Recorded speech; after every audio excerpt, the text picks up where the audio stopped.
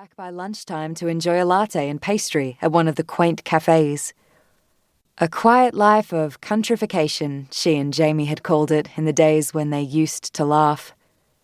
But nothing the town had to offer brought her any pleasure now. The antique shops she once loved to browse in seemed only to be full of other people's junk. And while the cherry blossoms lining the meandering paths around the Shire had once seemed beautiful, they now appeared gaudy and fleeting. She knew she ought to shower and dress, go out and get some groceries and read the paper and talk to people, try to engage in the activities that made up her former life. But it was so much nicer to curl up by the window and let the warm rays of the sun embrace her in a drowsy haze. Katherine lay lost in her dreams for the better part of the morning, till a text message from Jamie dragged her back into the present. "How's things? Been for that walk yet?" For fuck's sake, she thought, the corners of her lips tugging downwards. Always checking up on me. She replied with a smiley face and walking emoji. Happy, active, nothing to worry about here. Then trudged upstairs to the master bedroom. Pulling on some tracksuit pants and a sports t-shirt, she braved a second glance at her reflection in the wardrobe mirror and frowned. God, she was so gaunt. Her shoulder blades sharp and collarbones jutting. All those hours she'd spent at gym classes or out running, years of her life probably if you added it all up, and now she looked like a scarecrow. Leaning forward, she examined the creases around her eyes and mouth and noted the ever-widening path of grey regrowth through her ash-blonde hair. She reached into the wardrobe for a baseball cap and jammed it on her head. Jamie had bought her new running shoes a couple of weeks ago and she laced them up reluctantly. They made her feel like a fraud.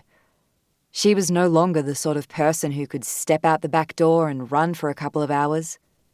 These days it took a mammoth effort just to get from the lounge to the bedroom. She'd go around the block, then at least she could tell Jamie she'd been out of the house. That ought to be enough to please him. His determination to get her outside was starting to piss her off.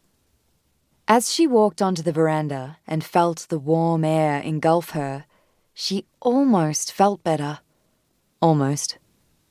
She was halfway down the front path before she realized she'd forgotten to lock the door. It was a small thing, but enough to destroy her already shaky resolve.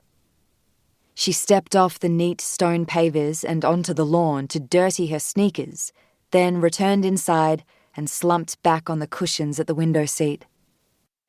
Sometimes the darkness in her head was so dense that not even the tiniest pinprick of light could enter. At those times, she was conscious of nothing but the desire for death to take her too. She longed for the day that the overwhelming, heavy feeling that started in the pit of her stomach and moved up to her heart and lungs would engulf her so completely that she never had to wake up and remember what she'd lost.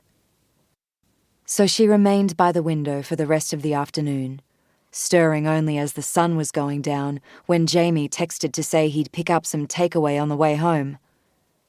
She forced herself to get up then and moved around the house, closing curtains and switching on lights, stopping in the bathroom to splash cold water on her pale face. At dinner, she served herself a spoonful of pad thai noodles and moved them around her plate. "I went for a walk this morning," she told Jamie. "It was nice to be in the sun again. Everything looks so pretty." "Where did you go?"